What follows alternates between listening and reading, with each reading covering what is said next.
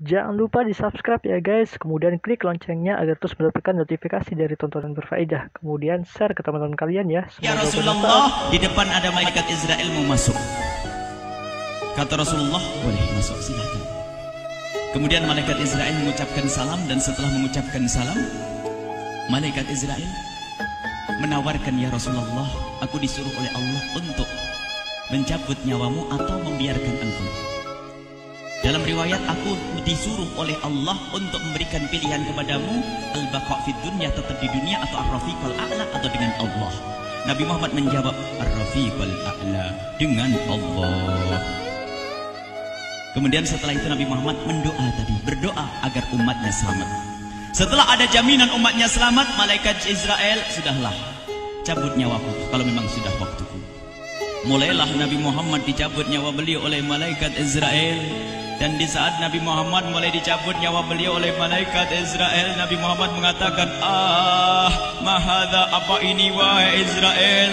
Malaikat Israel kemudian menjawab, ya Rasulullah, itu adalah sakaratul maut, itu adalah sakitnya di dalam kematian. Kemudian Nabi Muhammad mengangkat tangannya sambil berucap, la ilaha illallah, inna lil mauti la sakarat, tidak ada Tuhan selain Allah, sungguh di dalam kematian ada sakitnya, sakit kematian, yaitu sakaratul maut. Kemudian Nabi Muhammad memohon, ya Allah, Allahumma khafif alayya sakaratul maut, ya Allah, ringankan sakaratul mautku ini, ya Allah.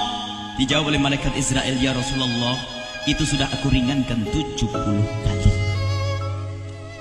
Nabi Muhammad menoleh, apa malaikat Israel? Sudah kau ringankan 70 kali keringanan? Iya ya Rasulullah, sungguh aku tidak pernah mencabut seorang hamba lebih lembut dari cara mencabut nyawamu. Ini sudah aku ringankan 70 kali. Setelah itu justru Nabi Muhammad menangis, Israel, 70 kali rasanya masih sakit. Iya ya Rasulullah, memang itu sakaratul maut. Lalu bagaimana engkau mencabut umatku, wahai Israel? Allah, yang diingat siapa? Umat. Kalau engkau mencabutku dengan ringan seperti ini masih sakit, bagaimana engkau mencabut umatku, ya Israel? Dijawab oleh malaikat Israel, umatmu manusia biasa, ya aku cabut. Ya Rasulullah, begitu saja. Ya sudah, begitu habis. Nabi Muhammad menangis. Tiba-tiba Nabi Muhammad mengangkat tangan dan memohon kepada Allah, Allah, Allah, inna lil mauti la syakarat, la ilaha illallah, inna lil mauti la sakarat, sungguh di dalam kematian ada sakaratul maut. Allahumma khaffif ala ummati sakarat maut, ya Allah, ringankan dari umatku sakaratul maut, wa thaqqil alayya, dan bebankan kepadaku. Sampai tidak sadar doanya Nabi Muhammad seperti itu. Thaqqil alayya itu doa cinta. Seorang ibu yang pernah punya anak, tuh lihat kalau doa Rasulullah ini masih diragukan. Bagaimana Rasulullah bisa doa begitu? Itu bahasa cinta yang tidak bisa diterjemahkan dengan oleh akal. Seorang ibu kadang-kadang, ibu yang di belakang, ibu mau dikasih sakit oleh Allah? Mau, Bu? Ibu jauh sekali. Ibu mau dikasih sakit? Jawabnya tidak mau. Tapi suatu ketika seorang ibu melihat anaknya sakit, ngomong, sudahlah nak, jangan kamu yang sakit, biar ibu yang sakit. Ada atau tidak? Kenapa ngomong begitu? Itu bahasa cinta itu. Tidak rela kalau anak ini sakit, biar aku saja yang sakit. Itu yang dirasakan Rasulullah. Sakaratul maut begitu sakitnya, membayangkan betapa sakitnya umat Nabi Muhammad di saat dicabut nyawa beliau. Maka Rasulullah mengatakan, ya Allah, ringankan sakaratul maut dari umatku, bebankan kepadaku saja, ya Allah. Wala sawfa yu'tika fatarda. Permintaan Nabi Muhammad tidak ditolak oleh Allah, dikabul dan dikabul, wahai Muhammad. Sallu ala Nabi Muhammad.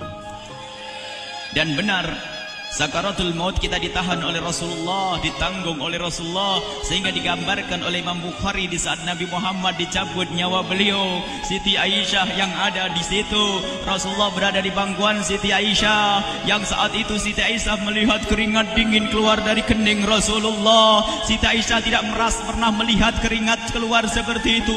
Bahkan di saat dipegang kepala Rasulullah, panasnya melebihi dari panasnya orang biasa. Setiap kali ada kain dicelupkan di air, ditempelkan di kening Rasulullah langsung mengering. Saat itu Nabi Muhammad mengucapkan kalimat la ilaha illallah innal lil mauti la sakarat. Kemudian Nabi Muhammad berpesan dengan banyak pesan, dan di antara pesan Rasulullah adalah akri minni ala ummati salam, akri minni salam ala ummati wa ala man ittaba'ani wa ala man tabi'ani min ila yaumil qiyamati. Aku titip salam kepada umatku dan orang yang mengikutiku sampai hari kiamat. Sadari salam Rasulullah. Sebelum meninggal masih ingat titip salam. Salam kepada siapa? Bukan salam kepada siapa-siapa, tapi salam kepada kita. Maka mari kita mengucapkan salam kepada Rasulullah, karena Rasulullah sudah salam duluan kepada kita. Mari kita sejenak bersalam kepada Rasulullah dan hadirkan Rasulullah ada di mata kita dan di hati kita. Mari kita bersama-sama mengucapkan salam. Assalamualaikum ya Rasulullah. Assalamualaikum ya Rasulullah. Assalamualaikum ya Habiballah. Assalamualaikum ya Nabi Allah. Rasulullah mengucapkan salam untuk kita. Dan di saat itu Rasulullah keringat dingin keluar, maka oleh Siti Aisyah diusap. Oleh Siti Aisyah diusap, bayangkan saat itu Nabi Muhammad di pangkuan Siti Aisyah dan diusap oleh Siti Aisyah. Siti Aisyah berkata, keringat Rasulullah mengucur deras hingga aku usap, dan aku usap dengan tangannya Rasulullah. Diusap dengan tangannya Rasulullah. Siti Aisyah memegang tangan Rasulullah sendiri yang digunakan untuk mengusap keringat Rasulullah. Sahabat bertanya, Aisyah, kenapa harus dengan tangan Rasulullah tidak dengan tanganmu? Lihat jawab Siti Aisyah, karena tangan Rasulullah lebih lembut dari tanganku. Sallu ala Nabi Muhammad. Masih sempat nyanjung itu sahabat Nabi. Dalam keadaan begitu masih menyadari kelembutan tangan Rasulullah, jasad Rasulullah, kemuliaan Rasulullah sallallahu alaihi wasallam. Dan aku lebih menginginkan bahwasanya yang menyentuh jidat Nabi Muhammad adalah tangan yang paling mulia di dunia dan di akhirat. Siti Aisyah nggak berani menyentuhkan. Pengennya yang disentuhkan di kening Rasulullah adalah tangannya Rasulullah sallallahu alaihi wasallam. Kemudian setelah itu Nabi Muhammad merasakan sakit yang sangat untuk kita. Kemudian Nabi Muhammad mengangkat tangan tinggi-tinggi mengucapkan la ilaha illallah inna lil mauti la sakarat. Tiba-tiba tangan itu semakin turun dan ditangkap oleh Siti Aisyah.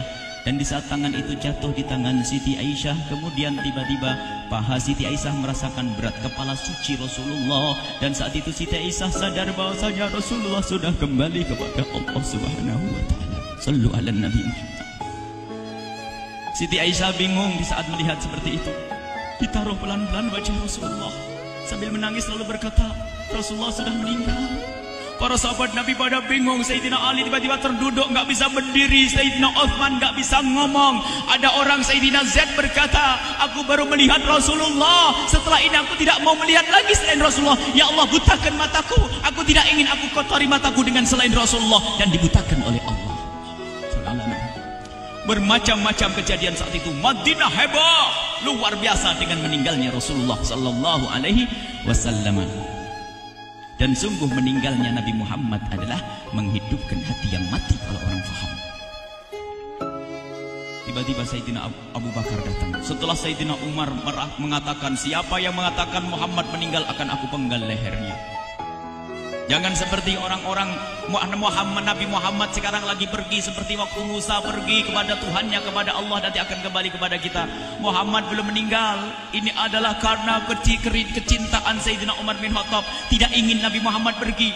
Tiba-tiba datang Sayyidina Abu Bakar As-Siddiq lalu masuk ke kamarnya Rasulullah, lalu masuk kepada Rasulullah, kemudian mengecup kening Rasulullah. Dan Sayyidina Abu Bakar berkata, ya Rasulullah, tibta hayyan wa mayyita. Ya Rasulullah, engkau tetap harum dalam keadaan hidup dan harum setelah meninggal dunia. Sallu ala Nabi Muhammad.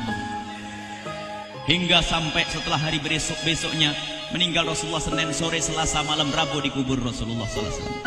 Setelah dikubur, Sayyidat Fatimah bertanya kepada Sayyidina Abdullah ibn Abbas, Sayyidina Anas, wahai Anas, hai Anas, sambil menangis Sayyidat Fatimah Zahra, hai Anas, bagaimana engkau tega? Atabat anfusukum an tahtu ra'sa Rasulillah. Apakah engkau rela menaburkan debu di atas kepala Rasulullah? Sayyidina Anas menangis kaget, ya wahai binta Rasulullah, kalau kami tidak dilupakan oleh Allah, niscaya tidak ada yang bisa mengubur Rasulullah. Jadi saat itu dilupakan oleh Allah, sehingga mereka tidak menyadari melakukan itu semua. Kalau mereka sadar, tidak akan bisa mengubur Rasulullah sallallahu alaihi wasallam. Ini yang diungkapkan oleh Sayyidina Anas, kalau seandainya kami tidak dilupakan oleh Allah, niscaya kami tidak akan mampu mengubur Rasulullah sallallahu alaihi wasallam. Kami yang hadir di sini, ya Allah, ingin senantiasa hadir di hati kami kekasih-Mu Nabi Muhammad. Maka kami mohon, ya Allah, jadikan kekasih-Mu Nabi Muhammad yang akan, ya Allah, yang akan mendampingi kami kelak saat Kau cabut nyawa kami, seperti yang Kau wahyukan kepada kekasih-Mu Nabi Muhammad. Wa abshiru bil jannati, semua hamba yang beriman akan menyaksikan surga, ya di saat dicabut nyawa mereka. Dan surga, di tempat surga itu yang paling mulia adalah Nabi Muhammad. Maka kami mohon, ya Allah, saat Kau cabut nyawa kami, ya Allah, hadirkan Nabi Muhammad di hati kami, ya Allah.